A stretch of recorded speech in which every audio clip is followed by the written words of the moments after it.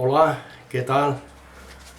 Buenos días a aquellos compañeros y compañeras, aquellos higuesteros y higuesteras que regularmente me siguen, en la cual seguimos hablando sobre nuestro pueblo, de sus historias, sus anécdotas, los personajes, etcétera, etcétera, etcétera.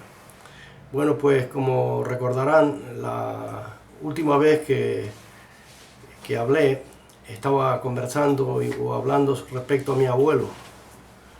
Bueno, pues en este caso quedó pendiente la conversación y quiero pedir disculpas porque la batería de la cámara se vino abajo cuando estaba yo con el relato y en este caso pues después al yo ver pude entender lo que había pasado, así que pasamos a la cuarta parte de la historia relacionada con mi abuelo.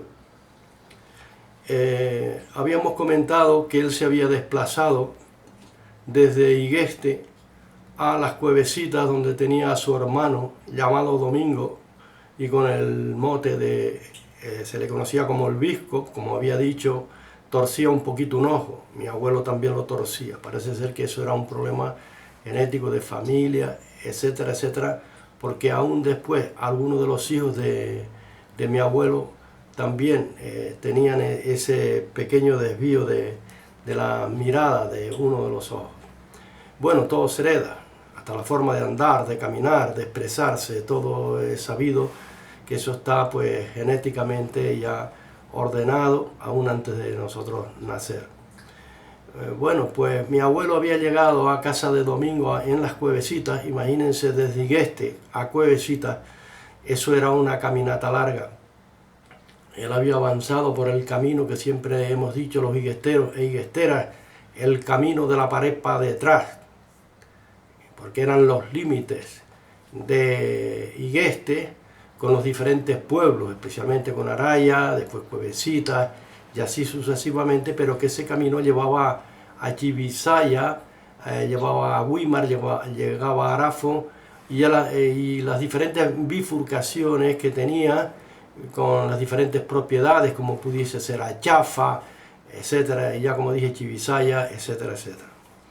Bueno, cuando mi abuelo había llegado un poco antes del mediodía, su hermano estaba en el campo porque él se dedicaba como propietario a trabajar en las labores del campo, eran sus propiedades. Sobre todo, como comenté el otro día, él tenía muchos viñedos, pero muchísimos viñedos, grandes extensiones de tierra, sobre todo en las laderas de Chafa. Mi abuelo por lo regular acostumbraba a ir cuando tenían que vendimiar, cuando tenían que arreglar las viñas, digo arreglar las viñas como todos sabemos, alzar las viñas, etcétera, etcétera. Mi abuelo era muy entendido en esos menesteres y pasaba algunas temporadas también en casa de su hermano Domingo. Pero volviendo a aquel día, ya lo que ya comenté yo, aquel desplazamiento que él había hecho, porque se había enterado de que parece ser que el hermano Domingo estaba siendo maltratado, por decirlo así, en pocas palabras. Y él pues fue a ver si podía solucionar los asuntos o tener la oportunidad de poder hablar con aquellos personajes que no había forma o manera de dejar a su hermano tranquilo. Él había llegado antes del mediodía, después ya su hermano se incorpora cuando viene del campo, en la cual fue una gran alegría para su hermano ver de nuevo a su hermano Tomás, que vivía en Igueste, claro. Y Domingo, repito, Domingo era higuestero, casado en Cuevecitas. Con me acuerdo que su mujer se llamaba Adela, tenía varios hijos, como pudiese ser, creo que aún vive algún hijo. Por ejemplo, María, estaba Gloria, estaba Modesta, estaba Manuel, que parece ser que falleció en la Guerra Civil Española, estaba y hay otro señor que tengo entendido, me parece que se llama Feliciano o algo así. Sé que en Candelaria hace un tiempo que yo lo saludé y le dije, mira, yo soy nieto de Tomás y tu padre sabes que eran hermanos. Sí, sí, sí, muy bien. Bueno, pues Volviendo al tema, cuando ya Domingo recibió la gran alegría, pues nada, almorzaron, comieron y hablaron, como es lógico, toda la familia alegre y contenta. Y ya por la tarde, cuando mi abuelo fue con la intención de quedarse unos días, y efectivamente así fue, se quedó unos días en casa de su hermano Domingo, en la cuevecita. Ya él había dado instrucciones a la familia de Igueste que probablemente se quedaría unos días. Y bueno, al atardecer, posiblemente fuera cuando ya se puso el sol, mi abuelo le dijo a su hermano: Domingo, vamos que vamos a ir aquí. Eran las antiguas, parecían las antiguas cantinas. Claro, eso no habría muchas, pero bueno, siempre donde la gente se reunía, se tomaba sus vasos de vino, pues allí conversaban o hablaban de los diferentes temas relacionados quizás con sus propias labores, la agricultura, la ganadería y algún que otro cuento o anécdota. Pues eso era la forma de vivir de aquel entonces. Y cuando mi abuelo invita a su hermano para ir a la cantina a tomarse unos vasos de vino, pues el hermano dijo que no, Tomás, no. Mira, aquí, tú sabes, tienes vino, tienes todo, aquí no te falta de nada. Tú no ves que esos envases, esos toneles están todos llenos de vino. ¿Para qué vamos nosotros ahora a ir a esa cantina a beber? Domingo, usted me obedece que soy su hermano. Quiero que me acompañe porque yo tengo que ir allí. Bueno, mi abuelo pues con el palo correspondiente y bueno, hicieron acto de presencia en la cantina. Y bueno, pues dieron las buenas tardes. Mi abuelo era un hombre muy abierto y saludó a todos. El que quiso contestó y el que no, pues bueno. Y se extrañaron de ver a Domingo en la cantina, pero claro, iba acompañado por mi abuelo. Después de tomarse algún vasito de vino, mi abuelo entonces se dirigió a los presentes, con aquel don de oratoria que tenía. Y se dirigió a ellos para darles una amonestación.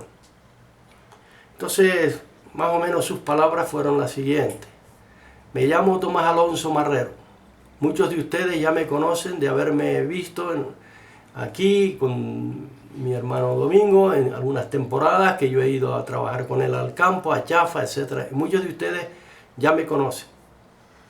Pero a mis oídos en Igueste llegó que parece ser que ciertos sujetos, no digo quién, parece ser que están maltratando a mi hermano. Le están haciendo la vida imposible a mi hermano.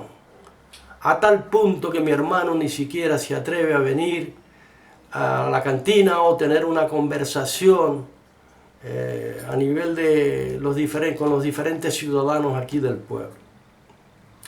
Yo me he desplazado de Igueste hacia acá y quisiera aclarar este asunto. No vengo a matar a nadie, no, pero eso sí, es mi hermano y a mi hermano tienen ustedes que respetarlo. Y me digo ustedes, me refiero a los que le están maltratando. Y si yo dentro de unos días me tengo que ir a Igueste porque allí está mi casa, mi familia, etc., a mis oídos volviera la noticia de que se sigue con el mismo procedimiento, dice, ya pasaremos a otras palabras. En vez de palabras ya no van a ser muchas palabras, sino pasaremos y ya no hace falta más hablar. No, yo no soy ningún bravucón, yo no me como a nadie, tal como ustedes tampoco, nadie cabe por la boca de nadie. Pero eso sí, les rogaría por favor que a mi hermano, desde este momento que les solicito, no le hagan daño. Por el bien de todos. Bueno, tanto es así que nada, se tomaron unos vasos de vino, mi abuelo terminó la conversación, fue una amonestación para aquellos individuos que posiblemente estarían por allí, porque paraban siempre por la cantinita, y entonces ya se fueron para la casa. Tarde, posteriormente, fueron a cenar, etc. Y mi abuelo se quedó un par de días por allí. Bueno, tanto es así que sus palabras parece ser, como la sangre no llegó al río, esas palabras parece ser que fue la medicación necesaria para que ya no molestaran más a Domingo, su hermano. Eso recuerdo de habérselo escuchado a mi abuelo, no es que yo me lo invento, no. Y efectivamente, ya Domingo, ya pues, en este caso podía ir al campo tranquilo, ya podía ir a la cantina, ya podía tener una conversación con cualquiera en la calle, etcétera, y ya se dejó por lo regular de aquellas bravuconerías, de aquellas provocaciones que realmente lo tenían pues al hombre bastante abacorado. Bien, pues después de haber hecho este relato, mi abuelo, como yo siempre he hablado en algunas ocasiones, no andaba con chiquitas, era un hombre muy serio. Y él no permitía injusticia, bien fuera con su familia o bien él viera injusticia hasta con un niño. Él intervenía y no era partidario de las injusticias. Es curioso, muy curioso que andando no hace tanto tiempo, bajé a Candelaria. Tuve que hacer unas diligencias y bajé de Igueste a Candelaria. Y me encontré con un nieto de Domingo, el hermano de mi abuelo, llamado Luis, que por cierto está casado en Candelaria, por ahí por la zona del Pozo. Y hombre, después de saludarnos y tal, a nivel familiar, porque este chico pues me conoce a mí, Luis me conoce y yo le conozco a él, conozco a su familia. Bueno, que su madre se llamaba María, que era hija de Domingo. Bien, pues, después de hacerle la conversación, o sacar la conversación, le dije, Luis, no sé si tú sabrás que en una ocasión pasó esto y esto y esto, y le hice el relato, y él lo sabía. Él lo sabía, ese relato. Y entonces a continuación añadió y dice, tú estás jugando con abuelo Tomás, o no, con tío Tomás, pues claro, era tío de la madre. Si tú estás jugando con tío Tomás, dice, ese hombre era un jugador de palo de mucho cuidado. Digo, caramba, digo, pues mira tú por dónde las conversaciones se ruedan, etcétera. Digo, pues no sabía que mi abuelo fuera jugador de palo. Dice, sí, hombre, eso era famoso en el juego de palo. Y fíjate tú por dónde mi abuelo, y nunca había oído de que él jugaba al palo, probablemente. Sí, claro, alguien lo vio y este chico no se lo iba a inventar. Por eso es que siempre llevaba ese famoso palo, acompañándolo. Era la indumentaria de todo canario. El sombrero que no faltara, el palo que no faltara. Incluso a veces se ponían hasta un pequeño saco por el hombro. O llevaban la mochila. Y aquí en Canarias siempre se ha dicho, si alguien iba nada más que con un palo en la mano y no llevaba nada en el hombro, decían, y pasó aquel hombre escotero, no supe quién era, y dijo adiós. Quiere decir que normalmente cuando alguien no llevaba nada en el hombro o cargado, etcétera, dice que iba escotero. Esa es la expresión canaria en la cual ustedes habrán escuchado como yo. De todas formas, Luis, bien que su madre se lo contó o lo había oído hablar a su familia de aquella anécdota, dijéramos, y de aquel viaje que hizo mi abuelo pura y exclusivamente a la Cuevesita en defensa de lo que era justo, porque estaban avasallando a su hermano. Bien, pues después de haber hablado de mi abuelo, de tantas anécdotas que hay de él, como ya quiero finalizar y para cerrar este cuarto capítulo que habla de él, en una ocasión en Igueste se acostumbraba a cuando los vinos nuevos se iban de bodega en bodega, en parranda en parranda. Con esto no quiero decir que los iguesteros fueran borrachos. Borrachos los había en todos sitios y el que quería beber sabía hasta dónde llegar. Y el que se pasaba, pues bueno, ya se le quitaría. Eso era... Yo no estoy en este caso diciendo que eran borrachos, ni mucho menos, eran hombres respetables, pero había que vivir la situación de aquel entonces. Les tocó vivir una época y los vinitos eran los que alegraban los corazones. De hecho, La Biblia lo dice, Salomón lo dice. Y vino que regocija el corazón del hombre terrestre. Ahora bien, cuando se visitaban las bodegas de Igueste, cada cual presumía de sus vinos, es lógico, y consideraba que su vino era el mejor. Y en cierta ocasión mi abuelo estaba en una parranda. Era una parranda que podía oscilar entre 10, 12 personas o más. Y entonces iban visitando las bodegas. Y claro, el anfitrión, al cual se visitaba, pues sacaba de sus vinos, daba a probar de este envase, del otro, y qué les parece este y esto y tal. Todo el mundo olía, tal, ay, qué bien y tal, pues está muy bien, está tal, no está picado, no está tal. Bueno, eran la mayoría de ellos, eran catadores de vino, era por las circunstancias de la época, y cada uno tenía su propia bodega, ¿no? Ya siempre he dicho yo que un higuestero, por pobre que fuera, tenía su barriquita, y la conservaba como si fuera un tesoro. Y él sabía por qué.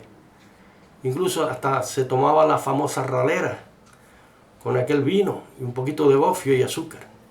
Yo lo llegué a hacer. Muchas personas dicen que es muy irritante, pero yo cuando entrenaba en los terreros de Maja, cuando caían las lluvias o las ventiscas y las noriegas, me acuerdo con otros compañeros entrenando después de habernos tomado una ralera en mi casa, y no había frío que entrara porque estábamos en acción, y después nos bañábamos en las refrescantes y frías aguas de las cantoneras del Mocán. Allí nos bañábamos y nos secábamos de mala manera y nos poníamos la ropa, pero claro, era la juventud, era la bella juventud. Aquella juventud cuando uno cree que se quiere comer el mundo, pero como decían los viejitos, pero no te das cuenta que el mundo te come a ti. Y es ahora cuando uno se da cuenta, después de tantos, cuando uno va envejeciendo, cuando ya uno pasa a otra faceta en cuanto a años se refiere de la vida, uno se da cuenta de ello.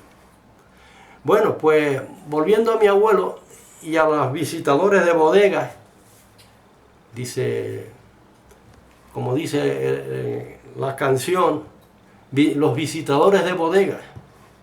Y si en la curva de los caminos, allí se quitan todas las penas.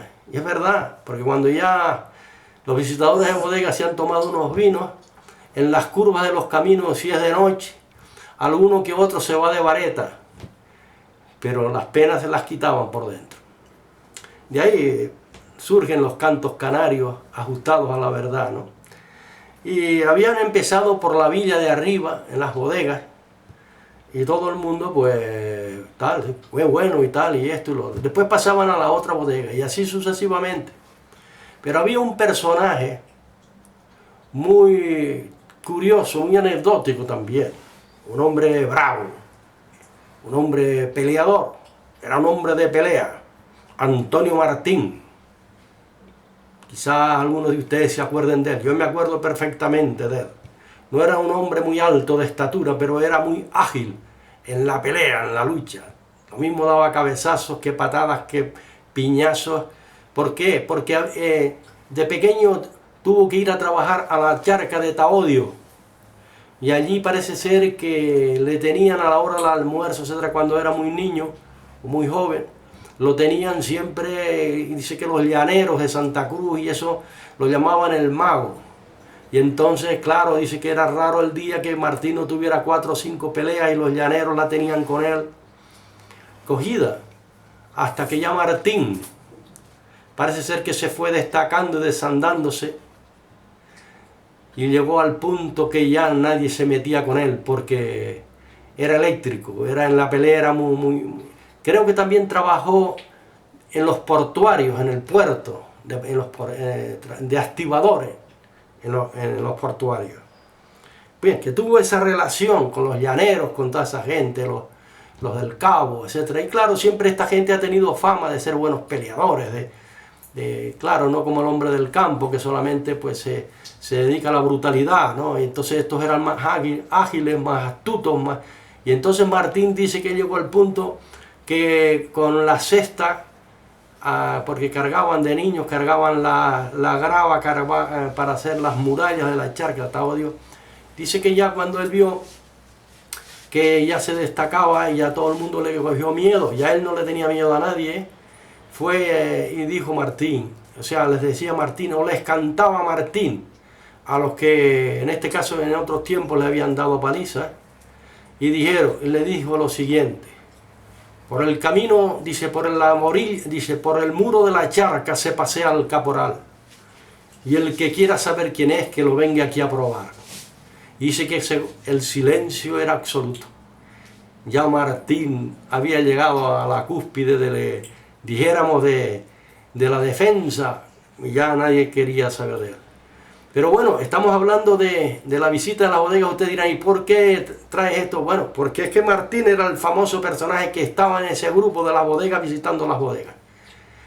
Pues me gustaría pasar ahora a otra sección, porque como sabéis la cámara tiene una duración y ya debo de cambiar para pasar. Ya estamos en la cuarta, pasaremos a la quinta para concluir con esta anécdota de las visitas de las bodegas de Igueste, donde estaba mi abuelo y el equipo. Pues que pasen ustedes un buen día. Muchísimas gracias y seguiremos adelante en la próxima.